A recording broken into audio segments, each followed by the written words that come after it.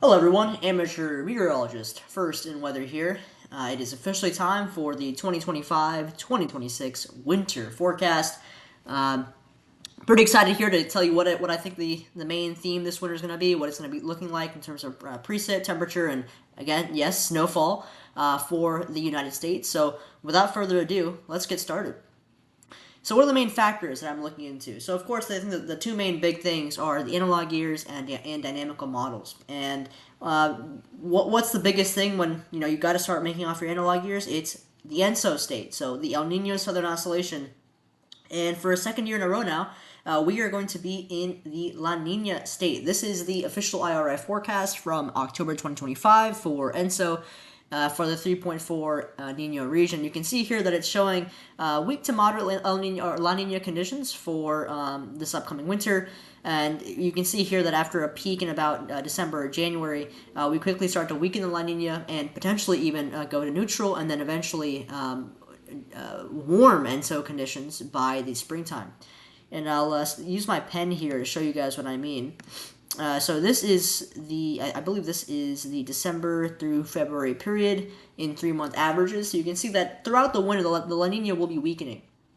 And I am seeing signs that we are starting to near the point now where the La Nina starts to peak and then eventually weaken. This is a broad-based view of global sea surface temperature anomalies. You can see we have a pretty healthy La Nina, a broad swath of below average SST anomalies here. You can see that we have the strongest anomalies kind of centered over the Nino 3.4 region. I don't know why my pen is acting up. Let me switch to the laser pointer. And probably the other big thing you notice is the just tremendous warm blob and the marine heat wave we're seeing right now in the North Pacific and the West Pacific oceans. And so this has been a real theme for the past few months. And we have seen some weakening over the past few weeks or so, but it still is just the warmth there is remarkable. And some of you might have noticed too that we had a very warm blob south of Alaska that has since weakened considerably, and now we actually have cooler than average water anomalies in some local areas in the waters off the western or northwestern coast of Canada. So the main story really here is the La Nina and also the very warm Pacific sea surface temperatures. Taking a closer look here at El Nino or La Nina, excuse me, specifically, and yeah, the slide below here, this should say La Nina. I apologize for that typo. But if we look at La Nina, we can see that the Nino 3.4 index right now is at an impressive negative 1.2. Those are officially the weaker side of moderate La Nina conditions. And if we look at the equatorial temperature anomalies centered on the 9th of November, we can see we have a really healthy cold pool. All those warm waters are shoved way out west thanks to those easterlies, and we have a robust La Nina in place. Look at the Roni index, which is a normalized index built to take into account anthropogenic warming. It shows a Nino index of negative 0.78, so weak to moderate conditions for the August, September, October timeframe, and that index now is likely even a bit lower as La Nina has strengthened in the past few weeks. However, I do think we're on the cusp of seeing La Nina starting to peak and then eventually pretty quickly weaken here. So this is the ECMWF analysis and then ECMWF extended forecast for zonal winds at 850 millibars between 5 south and 5 north. And this graphic here is provided by the World Climate Service. You can see here that we have, again, what's been fueling La Nina, those easterly winds here pushing those warm waters west and causing that upwelling to take place. However, with the much advertised MJO progression we're seeing over the next few weeks, that should start to switch and lead to a westerly wind burst which should stop the La Nina from strengthening and eventually kick into motion the transition from La Nina to a weakening La Nina to eventually neutral conditions and then probably El Nino conditions by the middle of next year. If we take a look here at the dynamical models, the three charts you see on the top, that is the C3S multi-model system. So it basically takes an average of all the main global weather models and says what's the consensus here. And so you can see that the top left image is for December, the middle is January, and the right is February. And you can see here that there's a pretty rapid weakening of La Nina. You can see the strongest conditions are in December, and then by February, we're pretty much at neutral conditions. And then taking a look at the image on the bottom left, this is a plot, again, by the World Climate Service, which shows the Nino 3.4 anomalies for all the models and then the multi-model mean. And so it's the same thing, or same theme. You have the strongest anomalies in October, November, and December, and that weakening then starts to take place pretty quickly as we get through later into the winter. And by February, we are in neutral conditions to maybe even slightly warmer conditions. I think most likely we'll end up on the cool neutral side by February. But again, just goes to show that there is going to be a pretty sudden and quick weakening of the La Nina as we go into the winter. And so, again, to reiterate, I think peak La Nina conditions will occur in mid to late November. Now, if we take a look at the La Nina composite, when you take all the main La Nina years in the past, I think going back to 1980, one of the reasons that I don't look at analog years before that is because of the pretty significant changes we're seeing because of global warming. Typically, patterns that you would see correlate to a certain teleconnection 50 years ago, things behave a little bit differently now. So I'm kind of selecting my analog years from more recent years. And looking at the composite, you can see that we have a pretty interesting setup. So typically during La Nina winters, you have a big ridge just south of Alaska. You have a mean trough in the Hudson Bay and also the upper Midwest regions, things like Minnesota, the territories of central Canada. And then we have some ridging on the other side of the hemisphere, right around Scandinavia, Russia, etc. And what this typically leads to is predictably cooler than average conditions in the Midwest, upper Midwest specifically, and then warmer than average conditions along the southern tier of the country. You might recognize that this is kind of the flip of what you see during an El Nino year. You typically have cooler conditions during El Nino, hugging the southern tier, and warmer conditions as you get further north. La Nina years are specifically known for having that stubborn southeast ridge, especially as you go later into the winter, which brings a lot of warm weather and mixed rain, mixed winter events for the Mid-Atlantic and even portions of the coastal Northeast. For precip, you can see we have a very distinctive classic La Nina signature, as you would expect. You have very dry conditions along the southern part of the country with that weak southern jet. La Nina typically leads to a much weaker subtropical jet stream, so you have less storm systems, less moisture hitting this region of the country, and you have an invigorated Pacific jet, bringing a lot of rain and active storm systems to the Ohio Valley and Pacific Northwest. If we take a look here at the EMI, this is a measure of the central or the location of the peak La Nina. So having a La Nina peak or having the La Nina be strongest in the eastern Pacific versus the western Pacific can have pretty significant impacts on the exact location of your high and low pressure systems. This year is looking pretty squarely like a basin-wide event. You can see the EMI index is between 0.5 and negative 0.5, and it could be slightly east-based, but overall a basin-wide event. We take a look here at the velocity potential anomalies. This is a kind of measure of how the atmosphere is responding to the La Nina that we have, or the ENSO conditions that we have.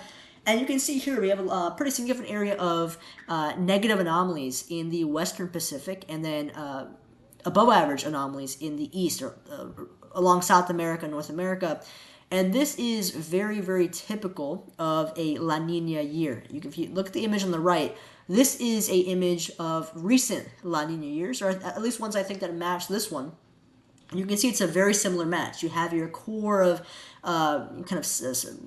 rising motion in the West Pacific and sinking motion in the South America, North America region. You can see it's a very, very close kind of lineup here. And so this kind of leaves confidence that the atmosphere is behaving in accordance with a typical La Nina. You are seeing La Nina-like responses from the atmosphere. Because, again, you have to remember that La Nina is what you see in the ocean.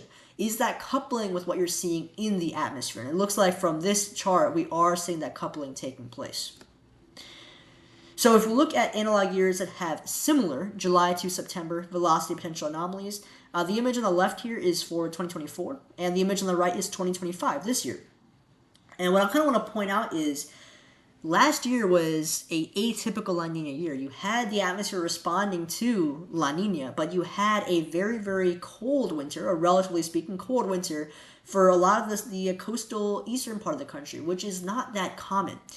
And I think there's a couple reasons for that. Number one is that La Nina was weaker last year. It's also not too strong this year. So that allows for more variability. It allows for things like the stratosphere. It allows for more teleconnections to kind of have a greater role in the impacts of the winter. But I thought this was interesting because you can see here that the anomalies are very, very similar compared to last year. And so that can kind of provide some tea leaves that maybe this winter will also be a bit similar to the winter we had last year in terms of impacts. You can see here that the negative anomalies line up very well with the image on the left, which is from last year. And so now if we take a look at the modified La Nina composite, this is taking a look at all of the analog years that have that similar velocity potential setup compared to this year. And you can see it's a relatively similar picture, but there are a few notable changes. Number one, we have a more pronounced area of below average temperature anomalies in the upper Midwest. We have a bit more expanded region of above average temperature anomalies along the East Coast and the southern tier. We have a pretty pronounced Aleutian Ridge south of Alaska, trough over the Midwest, and then that southeast ridging starting to show up as well. So with the La Nina, again, you have that this is your mean flow during La Nina winters, and so you can see cool in the upper Midwest, warm in the south and east, and dry along the mid-Atlantic, southeast, and wet in the Ohio Valley. Taking a month-by-month look, you can see that typically during La Nina, December is the most active and wintry month for the East Coast. And then you see a pretty quick warming for January and February, with February often being a very warm month for the Mid-Atlantic and Southeast, with that classic Southeast ridge pumping up, flooding the country, or at least the Southeast, with very warm air, and that significant Hudson Bay trough retreating just a bit. In terms of high latitude blocking, December by far is the month with the strongest signal for a negative NAO and a negative EPO with that Alaskan ridge. So December is typically when you see, significant cold air outbreaks with La Nina. That's not to say that you can't see that with, other months of the winter, but those are typically confined to the more central and western portions of the country. So now we can switch things up a little bit, and instead of looking at ENSO analogs, we can look at years that have the most similar SSTs globally. So looking at the years, again, this tool is provided by the World Climate Service, which takes all the analog year, or all the SST anomalies for the past 50 or 60 years, or whatever that number is, and it finds the years that are the most similar to what we're seeing this year. And so these are some of the years that it spat out. And when you plot those years using Era 5 reanalysis, this is what you get. So you can see pretty interesting where you have some similarities to last winter. You can see some couple of notable winters popping up. 2013, 2014, that was a very cold winter. 2017, 2018 was pretty active. But you also have some very warm winters here. The La Nina winters we had in the early 2000s or 2020s were remarkably warm in portions of the eastern U.S. But overall, you can see that you have higher probabilities than normal of seeing cooler weather for the Midwest and the eastern U.S., with that warmth being a little bit further confined south.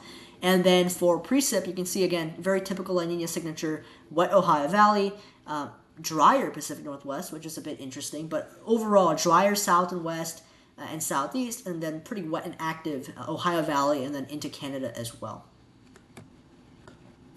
And this is the upper 500 millibar upper geopotential height anomaly composite for those similar years. You can see that the southeast ridge is a bit less pronounced. We have, again, that robust blocking south of Alaska, that big ridge, that mean trough over the central U.S., and then a little bit of a negative NAO signature, some blocking near Greenland here. So that's allowing for a little bit more cold air to spill into the country, or specifically the lower 48. Now, what about years that have had a negative ENSO and negative PDO since 1990? So this year has seen a record negative Pacific Decadal Oscillation, which has largely been fueled by those very warm waters off the West Pacific. And when you take a look at what happens in those years, it's a very different picture. You have warmth flooding the eastern U.S., that cold air really being confined to the western and northern portions of the country, and then very dry conditions in the Mid-Atlantic Southeast, and wetter conditions in the Ohio Valley. So a bit of a different take there as well. And this is the 500 millibar height anomaly composite for those years. You can see that blocking is a bit less pronounced for Greenland. You have that big ridge over Alaska, but you also have that troughing confined further west. And so that kind of focuses the core of the cold further north and further west. However, I want to iterate that the PDOs of today are very different from what we're seeing, or what we typically see with a negative PDO. The negative PDO right now is being caused by those record warm waters in the Western Pacific. And so the responses that we might see from it might be different. So the left here shows the June through September 500 millibar height anomalies for negative PDOs, and then this is for June through September with 2024 and 2025. So you can see here that we have pretty some similarities and some differences, but you can see here that we have, with the negative PDOs of today, we have a bit more pronounced ridging here, a bit more pronounced troughing up in Alaska, and some slightly different atmospheric responses with, below average heights in Greenland, above average heights in Greenland here. So it goes to show that there's not that exact match with the negative PDO of other years and the negative PDO of this year. And this again kind of just goes to show my point. We have very strong negative PDO values for the for this year, but that again is being caused by the very warm waters in the Pacific, the marine heat wave we're seeing right now. So now if we take a look at the QBO, these are this is another one of our teleconnections. And so the QBO, or quasi-biennial oscillation, is another teleconnection that is very, very important when it comes to looking at what the impacts could be from this winter. So for this winter, you can see that the QBO is actually trending quite negative. So during its oscillation, it was westerly last year. This year, it's going negative. You can see here it's continued to strengthen in its negative magnitude for this upcoming winter. And while there are some weak associations, the QBO generally has more of an impact on the stratosphere, which is what kind of impacts our surface weather down here. But generally, when a QBO is trending negative or is negative and is trending more negative, you typically see cooler weather in the eastern U.S. And a greater chance for below average temperatures. So that's one thing to note as well. Now, if we look at westerly versus easterly QBO winters, you can see some notable differences here take place. This, again, is from the World Climate Service, and these are detrended anomalies. So with the westerly QBO, a bit of a more robust blocking signature in Greenland compared to the easterly one. But with the easterly QBO, your mean trough is focused just a bit further east. So some notable and very, very some important differences to keep in mind here. Now, another thing I want to kind of focus on is the TNH, or the Tropical Northern Hemispheric Index. This is a significant driver of the weather we saw last winter, where we had that very strong ridge south of Alaska, that mean trough over the Hudson Bay, and that southeast ridge, which really helped to kind of funnel in those colder outbreaks into the Midwest and down into the southeast. And that's the reason we had those very impressive below average temperatures in December and January, for much of the country. And so that's very, very important in terms of seeing what this winter could possibly be like. TNH winters are typically followed by back-to-back. So if you have a positive TNH winter one year, the next year typically does also see positive TNH conditions. So that's also one thing to keep in mind here. If we look at the December through February Z500 anomalies following a positive TNH winter, and we can look at some other variables as well, you can see that generally we have above average temperatures in the southeast, below average temperatures in the Pacific Northwest and Midwest, and then precipitation kind of follows that general pattern of above average in the Ohio Valley, below average in the Pacific Northwest. With upper height anomalies, you can see we have a broad area of troughing, even in Greenland too. So not a robust blocking signature over with the negative NAO, but we have a ridge south of Alaska and a bit of a ridge off the Atlantic as well. And with snowfall, a bit of a mixed bag here. But you can see generally above average snowfall in the western U.S. and also the northern region, with below average snowfall in the southern part of the country. Now, how about the same thing, but following a TNH winter and a La Nina.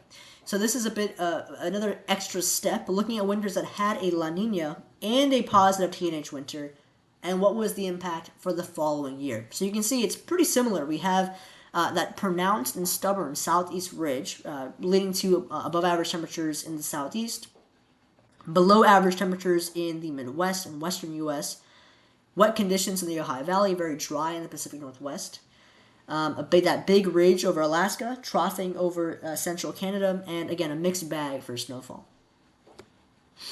Now, if we take a look here at some of the index forecasts, this is a map provided here by the World Climate Service. This is for the NAO. And so you can see here that the general consensus is that we have, in general, neutral to slightly positive NAO anomalies, which is the forecast for these main models for this upcoming winter. And you can see here that some of them do have a negative, but overall, I think neutral to slightly positive is the forecast for the North Atlantic Oscillation. I think we may actually see some more pronounced periods of negative NAO this winter, especially in December. But this is also important to take into account. If we look at the WPO, there's pretty good consensus here that we will be seeing a negative WPO or Western Pacific Oscillation this winter, especially as we head into January and December. And this can really help funnel in cooler air or below average anomalies over the central and eastern United States during winter. And finally, here is a complete analog composite looking at all the years I kind of mentioned before and combining all of them into one aggregate. And what you can see here is that it kind of fits the analog composite of La Nina and also the positive TNH. So you can see we have above average anomalies, that big ridge south of Alaska, pretty significant trough for the Hudson Bay. This can really help anchor in that cold, really kind of allow that cold air mass formation over the northern part of the U.S. and Canada, and that can then be funneled down into the eastern U.S. during colder outbreaks, and also a little notable southeast ridge. That's also important to keep in mind. The southeast ridge is a notable feature that I think will be returning as we go into the latter part of the winter. Here are the impacts temperature-wise for the analog composite. You can see that we have, in general, cold conditions over the upper Midwest, the western or the northern third of the country.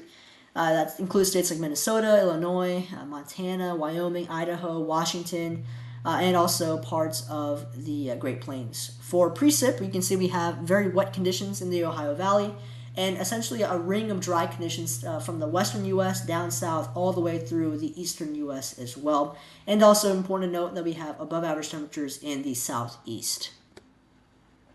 Here's the upper 500 millibar height anomaly composite from those same analog years. And you can see that we have, this is the model forecast. Sorry about that. This is the model forecast for the upcoming winter from the overall multi-model ensemble from the C3S Copernicus system. And you can see here it's a bit warmer than what the analog composite is suggesting. So it has a big ridge over the southeast U.S., but more pronounced. The troughing is kind of retreated further north and focused further west. And there's also a complete lack of high latitude blocking. So the models here are much warmer than what the analogs state. And here again is the temperature and precip forecast from the models. This again is from the World Climate Service using detrended anomalies. And you can see here that a lot of the cold is really focused on Alaska, northwestern Canada, and it paints a pretty warm winter for much of the U.S. and dry for the southern third and wet for the northern third.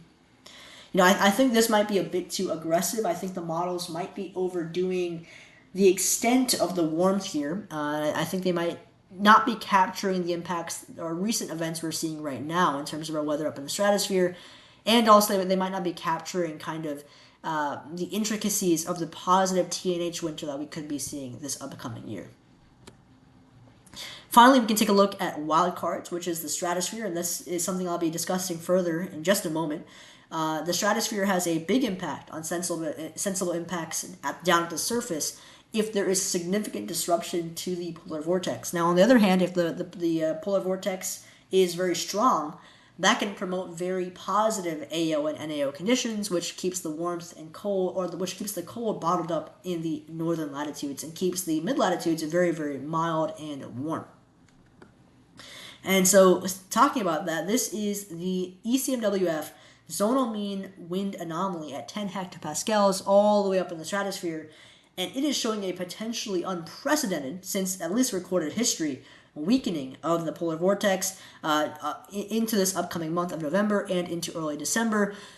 Previously, some of the models even had a full reversal of the stratosphere, of the winds at that level, but regardless, the significant weakening here would imply a turn to stormier and colder conditions for the month of December. That too, coupled with the MJO progression we're seeing right now from phase 6 to potentially phase 7, maybe even phase 8, as we head later into November and December, lends some credence to the fact that this winter could start off very, very cold.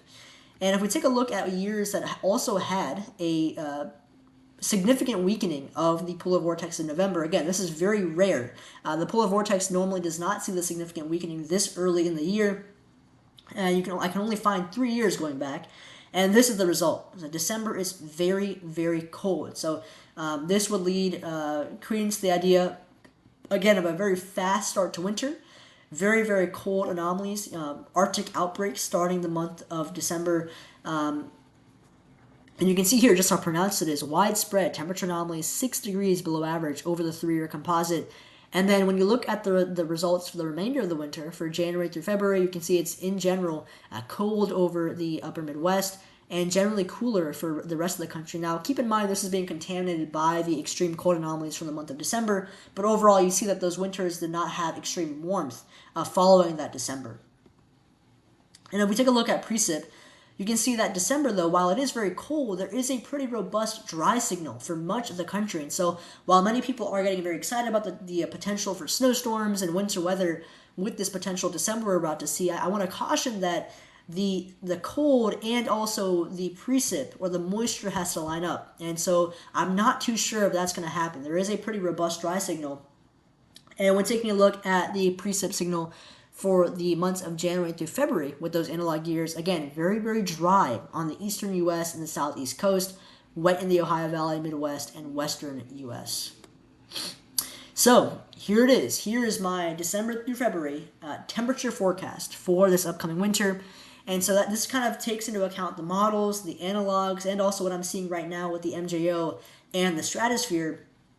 And so I think this winter will be quite similar to last winter. I think the southeast ridge will be a bit more pronounced. I think we're going to be seeing relatively speaking, much below average below average to slightly below average conditions or temperatures in the Midwest, Ohio Valley, western states, portions like Montana, Colorado, Wyoming, Nebraska, Kansas.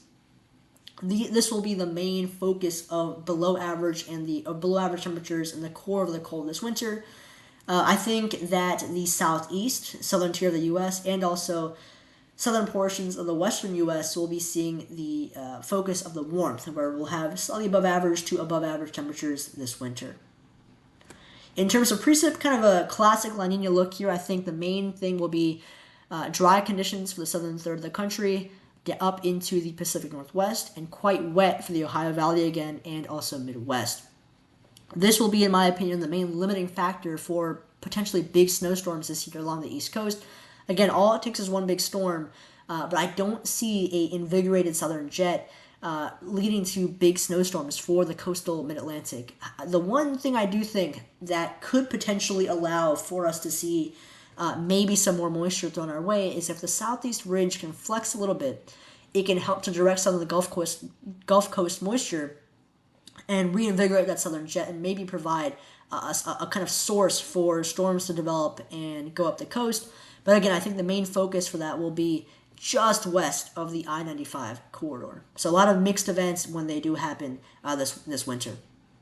And finally, which is the favorite graphic for many, the snowfall forecast. I think the above average snowfall will be kind of in this zone right here from Colorado, Nebraska, Kansas, into the Midwest, the Ohio Valley region, the Great Lakes. I think the Great Lakes will do very well in terms of lake effect snowfall this winter with frequent outbreaks of cold air. And also then the interior New England region, I think, will have above average snowfall. The mid-Atlantic and coastal I-95 areas, I think, will be kind of right on that line between seeing, below average and above average snowfall. So kind of an average winter in terms of snowfall. I think there will be many systems that, are kind of a mixed event where you can start off as snow, go to rain, start off as rain, end as snow. Not really pure snowstorms this winter for those regions. And then finally, I think below average snowfall is likely for the Pacific Northwest and also the southern United States, especially the southeast. And again, one final note here is that for the Mid-Atlantic, really all it takes is one big storm to reach normal seasonal snowfall totals. So I think kind of this winter, this is incorrect. Please ignore this final line. For this winter, I think the best chances for seeing any sort of big snowstorms are going to be the second and third weeks of December and the last 2 weeks of January. So those are my thoughts right now in terms of snowfall chances. So that concludes my winter forecast for this upcoming winter. Thank you so much for watching. I hope you enjoyed, and if you have any questions, please feel free to reach out on my Twitter page at FirstInWeather on Twitter, and also leave any questions or comments in the comments section. Thanks so much.